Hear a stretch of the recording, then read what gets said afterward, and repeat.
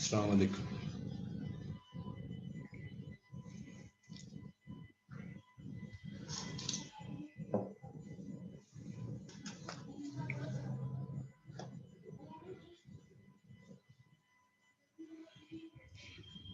अस्सलाम वालेकुम।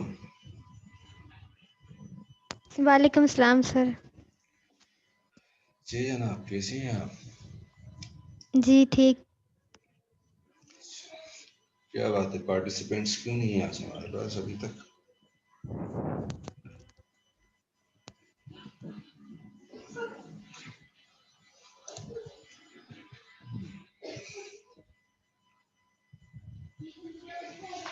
जी, तो कैसी चल रही हैं आपकी स्टडीज?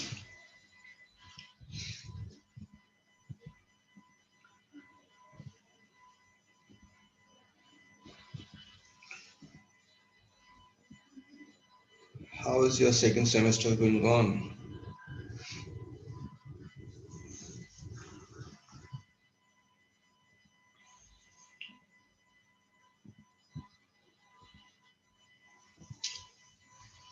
जी भाई, सेमेस्टर अच्छा गुजर रहा है कि बुरा गुजर रहा है? या नो कमेंट्स?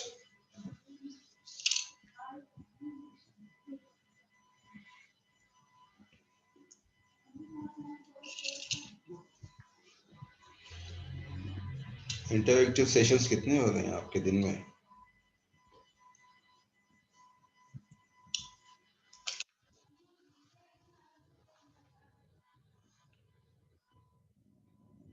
जी सना, कितने इंटरैक्टिव सेशंस हो रहे हैं?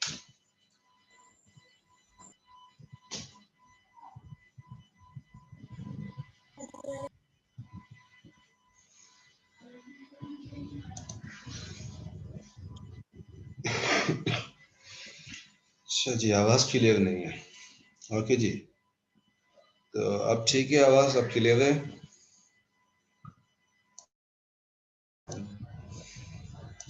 साउंड चेक कर लेता हूँ अपना।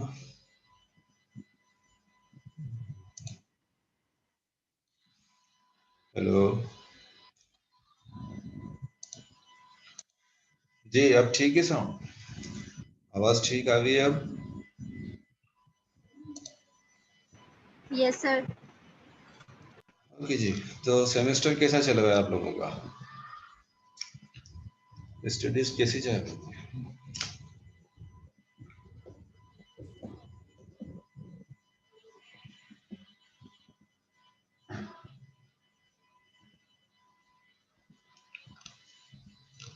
अच्छा, तो इस बात पे कोई जवाब नहीं देगा यार।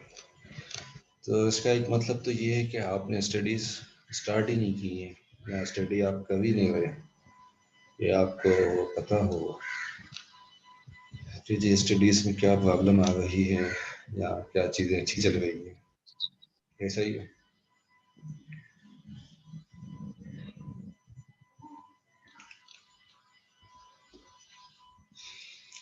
भाई, क्या आप लोगों के बोलने पे पाबंदी है क्या? ना सहमत? किसी किस्म का कोई बैन लगा हुआ बेटा आपकी बात करने पे?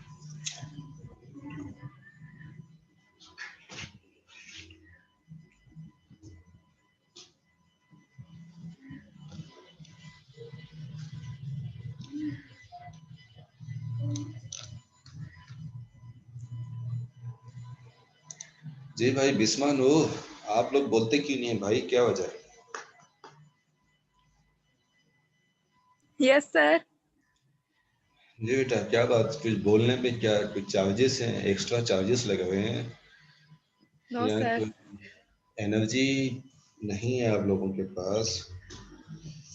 कोई किसी ने डांट रखा है आपको बात करने पे? किसी कोई पाबंदी है? क्या वजह है? सर कोई भी वजह नहीं। बेवजह? यानी कि आप खामोश हैं बेवजह? ये तो ये तो आप लोगों ने शायराना बात कर दी। दे, देखें जी, हम लोग इंटरैक्टिव सेशन कर रहे हैं और इंटरैक्टिव सेशन में भी मीन कि आप लोगों की तरफ से पार्टिसिपेशन उसमें होनी चाहिए। ठीक है जी, आपके बात करने पे किसी किस्म की कोई पाबंदी नहीं है। ड्यूरिंग द सेशन भी अगर कहीं आपने कोई बात करनी है, कोई आपने क्वेरी है आपकी, तो आप विदाउट एनी हेजिटेशन बात कर सकते हैं। ठीक है जी। तो इसको एक लाइवली जो है वो सेशन बना के रखें। इस तरह का मुझे फील ना करवाएं कि मैं किसी सिर्फ ब्लैंक स्क्रीन से जो है वो बात कर रहा हूँ। जी जी। तो प्रीवियस एक्सपेरिमेंट हमारा विस्कोसिटी पे था, आज का एक्सपेरिमेंट भी हमारा विस्कोसिटी पर ही होना है। आपने कुछ रिवाइज किया प्रीवियस सेशन में, कोई चीज़ देखी, कहीं कोई आपको प्रॉब्लम हो, कुछ आप जानना चाहें मजीद उसके बारे में?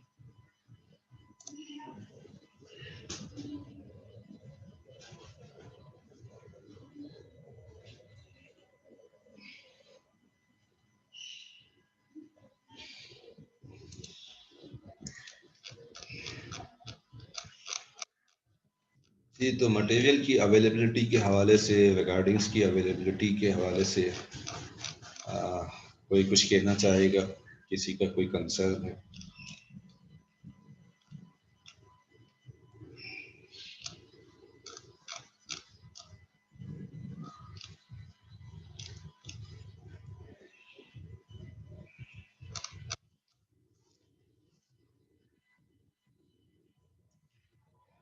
तो अगर आप जल्दी से नहीं, अगर कोई बात नहीं है और आप नहीं कह देंगे तो हम जल्दी से आगे बढ़ेंगे, बजाय ये कि मैं कुछ मिनट तक वेट करता हूँ आपके रिस्पॉन्स का, और फिर खामोशी का मतलब मैं ना समझूं।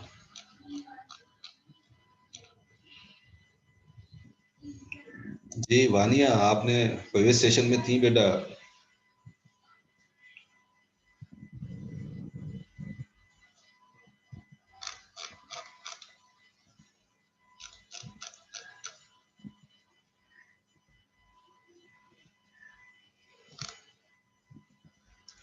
सादिया जमील, आपने अटेंड किया था प्रीवियस सेशन? Yes sir. ठीक जी। तो क्या हमने पढ़ा था प्रीवियस सेशन में? विस्कोसिटी।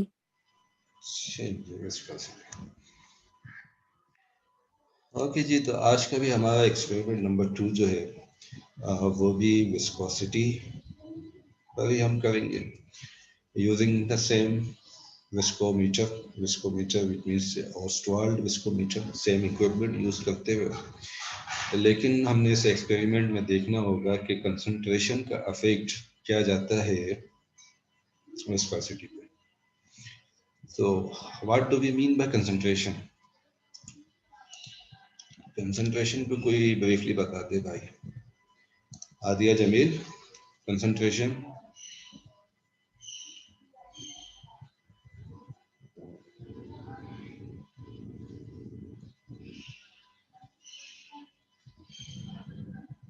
आदिया जमील।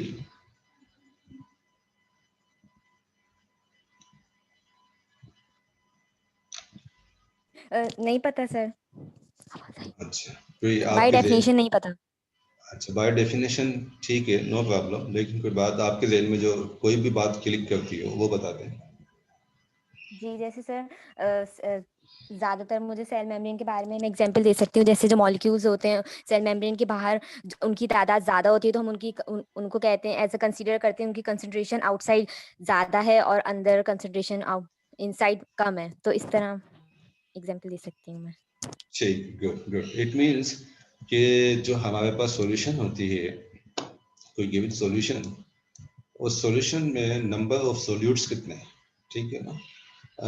एक सिस्टम में हम जानते हैं कि 3 चीज़ें हमारे पास होती हैं। एक होता है सॉल्वेंट, ठीक है जी, सॉल्वेंट।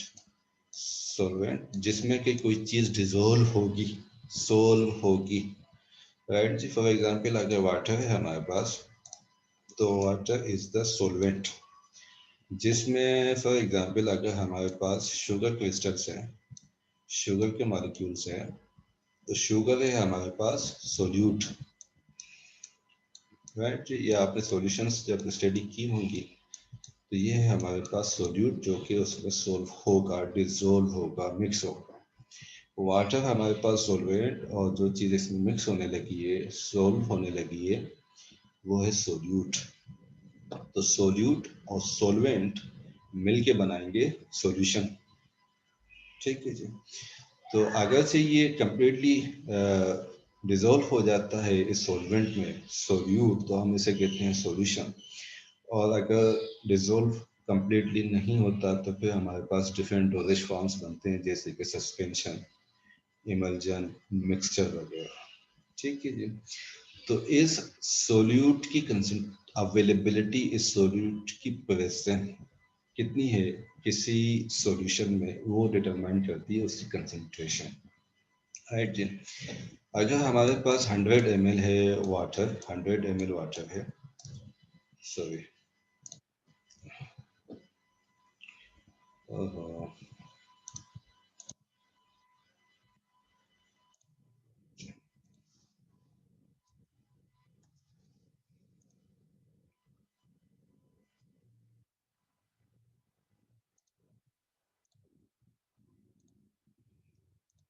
ठीक है, स्क्रीन आ गई आपके पास वापस?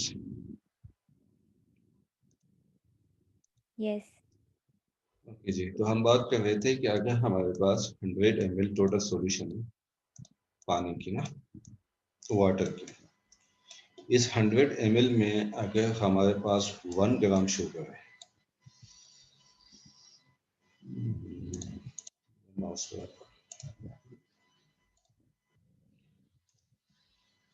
हाँ जी, तो हम वैसे देख लेते हैं। मेरा माउस मुझे प्रॉब्लम कर रहा है, स्क्रीन चली जाती है। तो 100 ml में अगर 1 ग्राम है शुगर का, तो इट मीन्स कि वो 1% सॉल्यूशन है ग्लूकोज की, 1%। अगर यही चीज 2 ग्राम हो जाए, 2 ग्राम शुगर हो जाए, तो इट मीन्स कि 2% सॉल्यूशन हो। अगर 3 ग्राम हो जाए तो 3% सॉल्यूशन हो जाएगी वाटर में ग्लूकोज की। अगर ग्लूकोज 10 ग्राम ऐड कर दिया जाए 100 ml की सॉल्यूशन में, तो इट मीन्स कि 10% उसकी कंसंट्रेशन हो जाएगी ग्लूकोज। राइट जी। अगर हम कहते हैं कि एक सिरप जो है वो कम मीठा है और एक सिरप ज़्यादा मीठा है, तो इसका मतलब ये होगा कि जो कम मीठा जिसको हम सिरप कह रहे हैं, उसमें शुगर की कंसंट्रेशन कम है as compare to the other syrup जिसमें कंसंट्रेशन ज़्यादा है। ग्लूकोज शुगर की कंसंट्रेशन, शुगर के मॉलिक्यूल्स, शुगर का amount per 100 ml per given unit of the liquid ज्यादा मौजूद है, उसको हम कहते हैं कंसंट्रेशन। ठीक है जी। फर्दर हम इसको नेक्स्ट स्लाइड्स में भी डिस्कस कर देंगे। तो ऑब्जेक्टिव हमारा ये है कि हमने कंसंट्रेशन के अफेक्ट को डिटरमाइन करना है कि कंसंट्रेशन का अफेक्ट विस्कोसिटी पर क्या आता है। विस्कोसिटी हम स्टडी कर चुके हैं, प्रीवियस सेशन में डिस्कस कर चुके हैं। थोड़ी सी हम दोबारा इसका ओवरव्यू करेंगे। केमिकल्स हमें चाहिए ग्लिसरीन। ग्लिसरीन हमारे पास जो केमिकल है फार्मास्यूटिकली ईयर ड्रॉप्स में, आई ड्रॉप्स में यूज होता है, एज अ स्वीटनिंग एजेंट भी यूटिलाइज किया जाता है ग्लिसरीन। और कॉस्मेटिक्स में डिफरेंट जो हमारे पास कॉस्मेटिक प्रोडक्ट्स हैं, जैसे कि सोप, सोप में भी ग्लिसरीन यूज किया जाता है।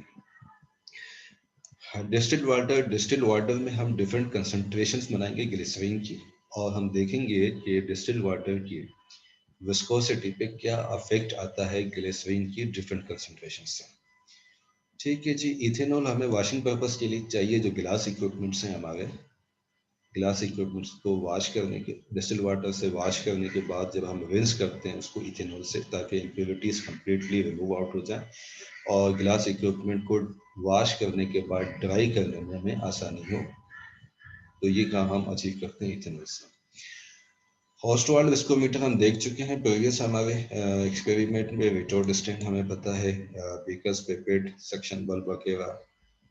स्टॉप वॉच चाहिए होगी टाइम नोट करने के लिए, विंग बैलेंस और आरडी बोतल स्पेसिफिक ग्रेविटी डिटरमाइन करने के लिए।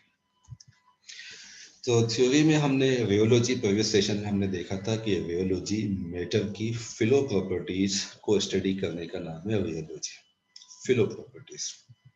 ठीक है जी। इस फिलो के मटेरियल के फिलो करने में जो रेजिस्टेंस आता है, उस रेजिस्टेंस को हम कहते हैं विस्कोसिटी। ठीक है, resistance to flow is termed as the viscosity.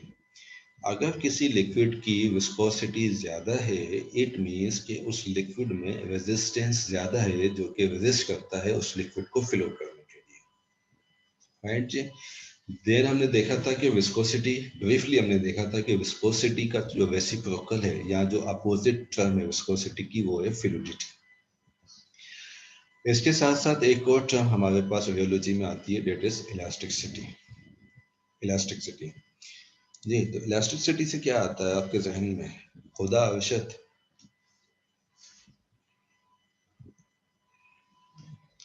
जो भी बात बेटा आपके जहन में आती है आप उससे डिस्कस कर सकते हैं।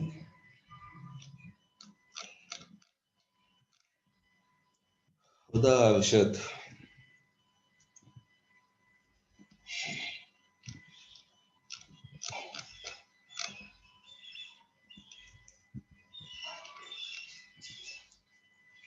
कोमल सैयद, कोमल सैयद,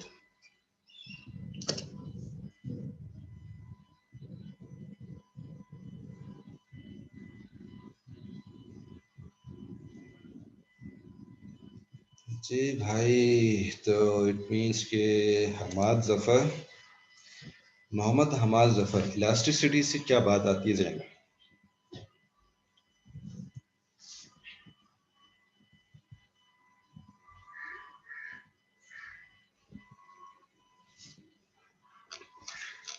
अच्छा जी, इसका मतलब ये हुआ कि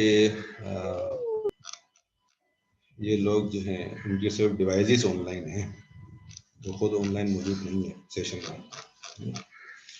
ऐसा ही है ना, यही मतलब निकलेगा इसका या नहीं?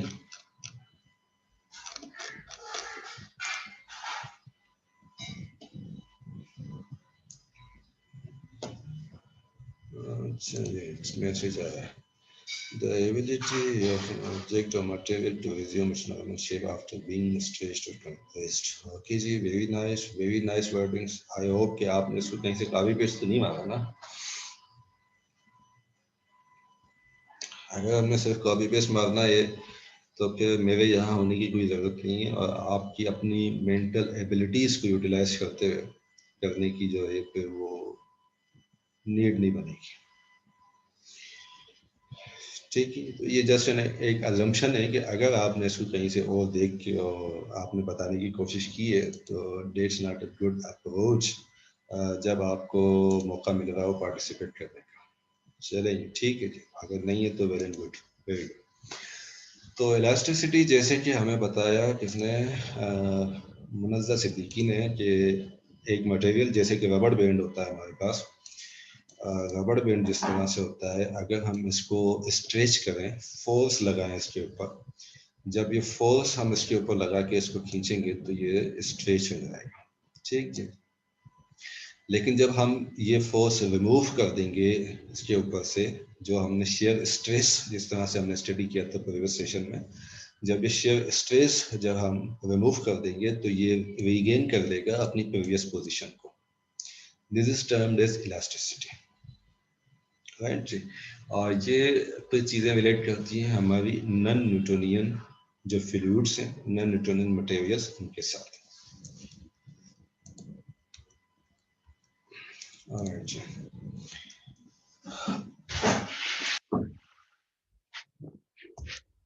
तो विस्कोसिटी का एक कंसेप्ट को दोबारा से हम समझने की कोशिश करते हैं कि हमारे पास एक बोट है। ठीक है जी, ये बोट जो है वो पानी के ऊपर जो है फ्लोट कर रही है। इस पानी में डिफरेंट लेयर्स हैं हमारे पास मॉलिक्यूल्स के। ठीक है जी, ये लेयर्स हैं मॉलिक्यूल्स की लेयर्स हैं डिफरेंट। अगर हम इस वाटर को सपोज कर दें कि मॉलिक्यूल्स की लेयर्स अरेंज हुई है, जब ये बोर्ड मूव कर रही है टॉप लेयर पर तो ये एक फोर्स जनरेट कर रही है। ठीक है, ये शेयर स्ट्रेस वो जनरेट कर रही है। ये शेयर स्ट्रेस जब इस तरफ से लगती है, यहाँ से स्टार्ट हुई, इस तरफ आना स्टार्ट हुई, तो ये टॉप के जो मॉलिक्यूल्स हैं, टॉप लेयर पे जो मॉलिक्यूल्स हैं, इनकी मूवमेंट ज़्यादा है हमारे पास as compare to bottom layer पे जो मॉलिक्यूल्स हैं। जैसे जैसे हम ये लेंथ साइड पे, लोअर साइड पे आएंगे तो आप इस एनिमेशन में देख सकते हैं कि अपर साइड के, अपर लेयर के मॉलिक्यूल्स उस फोर्स के नतीजे में ज्यादा मूव कर रहे हैं as compare to bottom layer molecules. The reason being कि इन मॉलिक्यूल्स के दरमियान एक अट्रैक्टिव फोर्स है, इन मॉलिक्यूल्स के दरमियान एक अट्रैक्टिव फोर्स है, कोहेसिव फोर्स है, मॉलिक्यूल्स के दरमियान एक इंटरएक्टिव फोर्सेस है। ये फोर्सेस आपस में मिला के रखती हैं मॉलिक्यूल्स को एक साथ। ठीक है जी। अब यहाँ पर जो फोर्स लगाई जा रही है, जो बोट फोर्स लगा रही है अपर लेयर पे, ये फोर्स रिड्यूस होती जाती है, ये उतनी फोर्स नहीं पहुंचती बॉटम लेयर पे जितनी कि ये अपर लेयर पे काम कर रही होती है। राइट जी। तो इस एनिमेशन से हमने जो पॉइंट ये लेना है कि मॉलिक्यूल्स के दरमियान इंटरएक्टिव फोर्सेस मौजूद होती हैं। ये इंटरएक्टिव फोर्सेस रेजिस्ट करती हैं लेयर्स की मूवमेंट के लिए। ठीक है जी, इस तरफ रेजिस्ट कर रही हैं इसको। जो फोर्स हमारे पास यहाँ इस तरफ लग रही है उसके अगेंस्ट, उसके फ्लो में लेयर्स को मूव कराने के लिए ये अट्रैक्टिव फोर्सेस मॉलिक्यूलर इंटरएक्शन से रेजिस्ट कर रही है। ठीक है जी।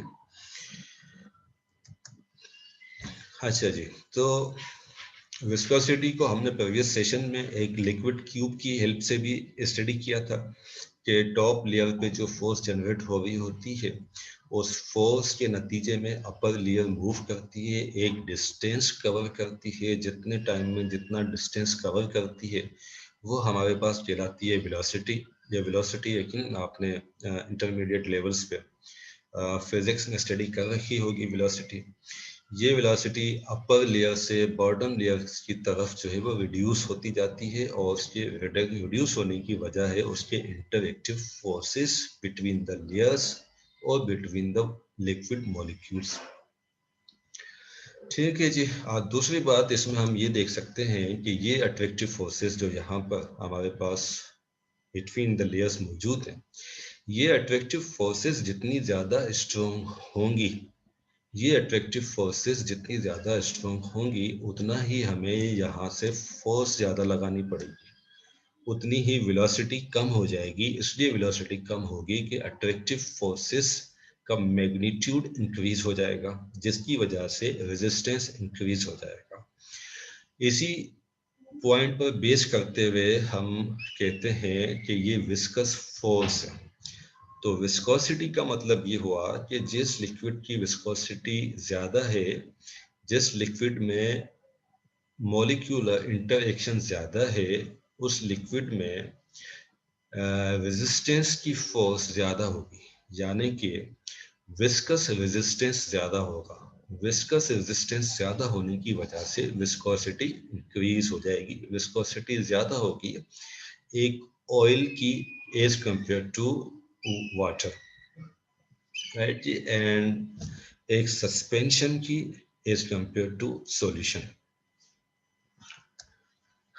ऑलराइट जी, तो टेम्परेचर का क्या इफेक्ट आता है विस्कोसिटी पे? यहाँ तक हम ये बात देख चुके हैं कि ये मॉलिक्यूल्स आपस में अरेंज हैं एक लेयर्स के साथ। ठीक है जी। ये मॉलिक्यूल्स एक इक्विलिब्रियम स्टेट में एग्जिस्ट करते हैं। इनके दरमियान एक स्ट्रॉन्ग अट्रैक्टिव फोर्स जो है वो एग्जिस्ट करती है। अगर हम टेम्परेचर प्रोवाइड करते हैं, इसको टेम्परेचर प्रोवाइड करते हैं, तो ये मॉलिक्यूल्स, लिक्विड के मॉलिक्यूल्स एनर्जी गेन करते हैं। ठीक है जी। इस एनर्जी की वजह से वाइब्रेशन इंक्रीज हो जाती है इन मॉलिक्यूल्स में। वाइब्रेशन इंक्रीज होने की वजह से ये जो अट्रैक्टिव फोर्सेस है हमारे पास, ये लेस अफेक्टिव हो जाती है। एनर्जी की वजह से मॉलिक्यूल्स एनर्जी गेन करते हैं टेम्परेचर की वजह से। टेम्परेचर की वजह से स्ट्रॉन्ग फोर्सेस ऑफ अट्रैक्शन जो कि एग्जिस्ट करती हैं between the molecules, they get weak हो जाती हैं, लेस अफेक्टिव हो जाती हैं। जब ये अट्रैक्टिव फोर्सेस लेस अफेक्टिव हो जाएंगी तो क्या होगा? अट्रैक्टिव फोर्सेस अगर लेस अफेक्टिव हो जाएंगी, वीक हो जाएंगी, कमजोर हो जाएंगी, तो क्या होगा माहिन दाऊद?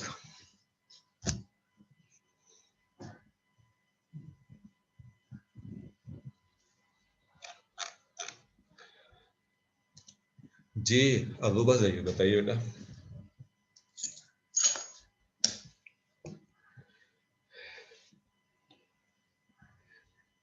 जी अबूबा जहीर, आपने हैंड रेज कर रखा है, आप बताइए अगर आपने जवाब देना है।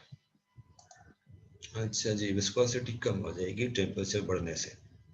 ठीक जी, वेरी गुड। विस्कोसिटी कम हो जाएगी क्योंकि जो अट्रैक्टिव फोर्सेस थी, अट्रैक्टिव फोर्सेस कम हुई, जिसकी वजह से जो विस्कस रेजिस्टेंस आ रहा था वो विस्कस रेजिस्टेंस कम हो गया। विस्कस रेजिस्टेंस कम होने की वजह से विस्कोसिटी डिक्रीज हो जाएगी और लिक्विड ज़्यादा इजीली फ्लो कर सकेगा। ठीक है जी। और क्या बात है इस एनिमेशन में कि movement relative to each other जो है वो इंक्रीज हो जाएगी, जैसा कि अपर लेयर में ज़्यादा मूवमेंट थी as compare to lower layer. तो ये रिलेटिव मूवमेंट भी इंक्रीज हो जाएगी क्योंकि वाइब्रेशंस इंक्रीज हो रही है, मॉलिक्यूल्स एनर्जी गेन कर रहे हैं, अट्रैक्टिव फोर्सेस वीक होती जा रही है, जिसकी वजह से विस्कोसिटी रिड्यूस हो जाएगी। Now this is the reason कि जब कभी हमने किसी भी मटेरियल की विस्कोसिटी रिपोर्ट करनी है तो हमें उसके साथ टेम्परेचर भी बताना है। अगर हम ये कहें कि वाटर की विस्कोसिटी अप्रोक्सीमेटली 1 सेंटीपोइस है, तो हमें ये भी बताना है कि ये 1 सेंटीपोइस किस टेम्परेचर पे है। ये 1 सेंटीपोइस 1.002 सेंटीपोइस 20 सेल्सियस पे है। इसी तरह अप्रोक्सीमेटली 1 सेंटीपोइस जो है वो 25 सेल्सियस पे है। अच्छा जी, खुदा अरशद क्या कह रही है?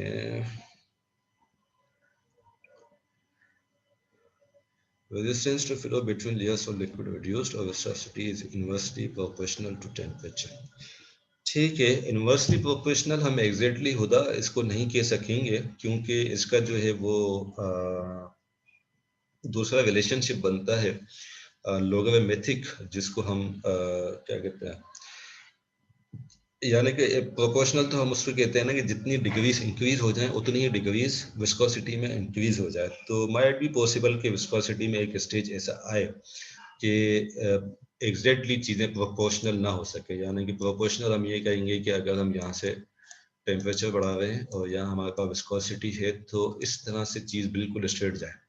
ठीक जी, माइट बी पॉसिबल कुछ फ्लूइड्स में, कुछ मटेरियल्स में, कुछ लिक्विड्स में जो है वो इस तरह से जाके और कोई पॉइंट ऐसा आ जाए कि ये इस तरह से शेप बन जाए, विस्कोसिटी एक सर्टेन टेम्परेचर के बाद जाके विस्कोसिटी पे इफेक्ट ना आए। ठीक है जी, ऐसा भी हो सकता है कि सर्टेन टेम्परेचर के बाद विस्कोसिटी कम हो जाए, तो ये पॉसिबिलिटीज हैं। तो आपकी रेजिस्टेंस वाली बात बिल्कुल ठीक है।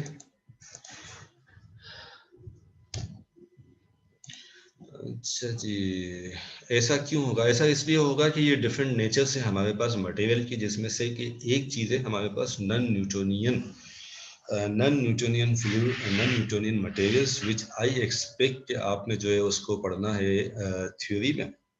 आपने न्यूटोनियन और नॉन न्यूटोनियन दोनों थ्योरी में पढ़ना है। फिर हमारे पास एक चीज़ है थिक्सोट्रॉपी।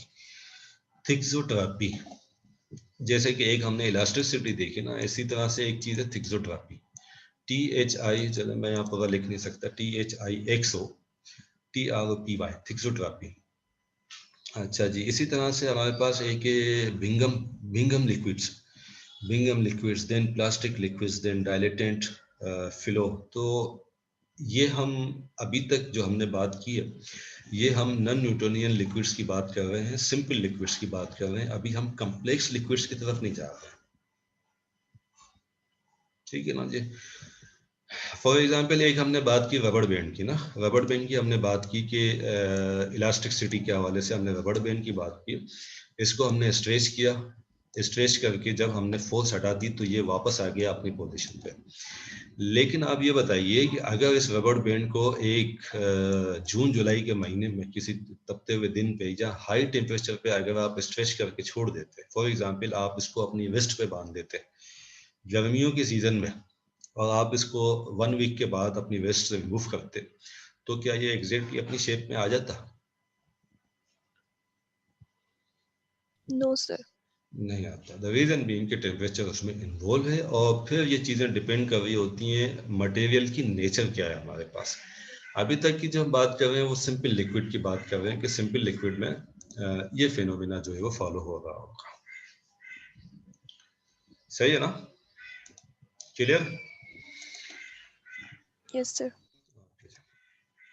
अच्छा जी, अब आइए जनाब कंसंट्रेशन के ऊपर। टेम्परेचर का हमने देख लिया कि टेम्परेचर से हम जनरली ये अज्यूम करते जी कोई मुझसे कह रहा था कोई कुछ भाई, कौन बात कर रहा है?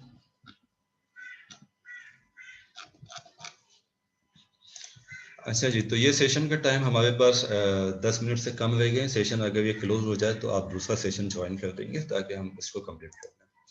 तो टेम्परेचर का जनरल हमने रिलेशनशिप ये है कि टेम्परेचर इंक्रीज होने से विस्कोसिटी बढ़ जाएगी। अभी तक की बात हमने ये समझ ली। देन जी इफेक्ट ऑफ कंसंट्रेशन। एक कंसंट्रेशन में हमारे पास लेट से कि अगर ये 1 ग्राम रिप्रेजेंट करता है, दिस इज 1 ग्राम 1 ग्राम 1 ग्राम, तो ये 4 3 7 एंड 10 ग्राम टोटल। तो 10 ग्राम पर 100 ml। अगर हम कहें कि ये पूरा कंटेनर 100 ml का है तो 10 ग्राम पर 100 ml कंसंट्रेशन अगर किसी लिक्विड की है, और उसके मुकाबले में अगर हमारे पास 1 2 3 1 2 3 4 5 6 7 21 ग्राम 21% सॉल्यूशन है, तो ये हमारे पास कितनी बन रही थी?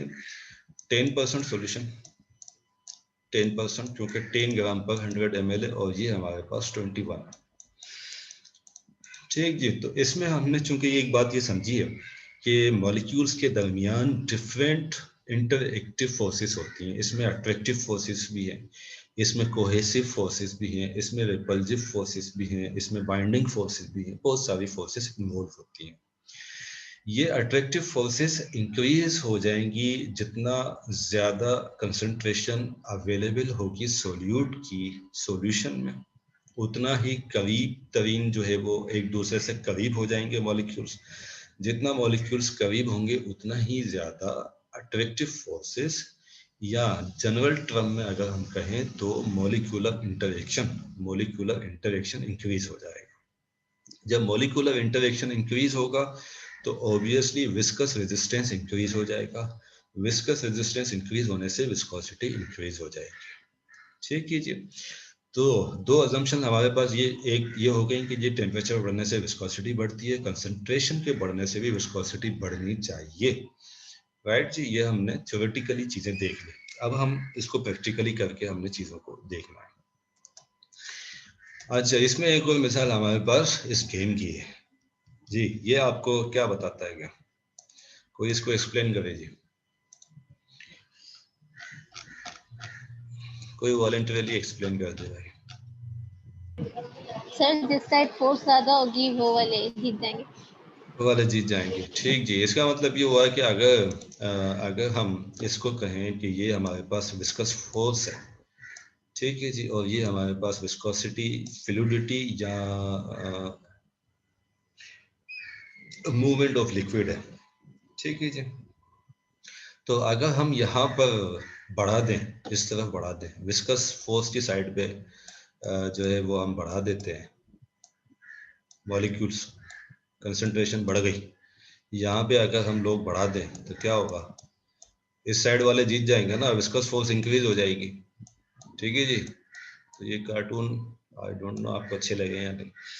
तो अगर इस तरफ ये पार्टिसिपेंट्स बढ़ जाएं, विस्कस फोर्स लगाने वाले इस तरफ खींचने वाले इंक्रीज हो जाएं, तो विस्कस फोर्स इंक्रीज हो जाएगी और विस्कोसिटी बढ़ जाएगी ऑब्वियसली। ठीक है जी, अब ये रियोलॉजी की फार्मास्यूटिकल्स में क्या इम्पोर्टेंट है, क्यों इसके ऊपर जो है वो हम इतनी बात कर रहे हैं? क्योंकि जो फार्मास्यूटिकल प्रोसेसिंग है, जो मैन्युफैक्चरिंग है फार्मास्यूटिकल कंपनीज में, जहाँ पर के 100 of litres, 200 of litres, 500 of litres के बेच बनाए जाते हैं, लिक्विड्स के, सिरप्स के, सस्पेंशंस, इमल्जेंस के, उनकी आपस में मिक्सिंग करना, उनको प्रोसेस करना। यानी कि अब देखें, आपके पास एक बीकर है, उस बीकर में वाटर है आपके पास 200 ml, ठीक है जी। इसमें आपने 200 मिलीग्राम सोडियम मिक्स करना है, राइट जी। अच्छा, दूसरा आपके पास बीकर है जिसमें 200 ml है आपके पास हनी, इसमें भी आपने 200 मिलीग्राम साल्ट आपने मिक्स करना है। तो अब ये मिक्सिंग आप कैसे करेंगे? एक स्पून लेके या जो स्टीयरिंग रॉड होती है हमारे पास लैब में, वो लेके आप मिक्स करेंगे। कौन से बीकर में ज्यादा आसान होगा मिक्सिंग करना?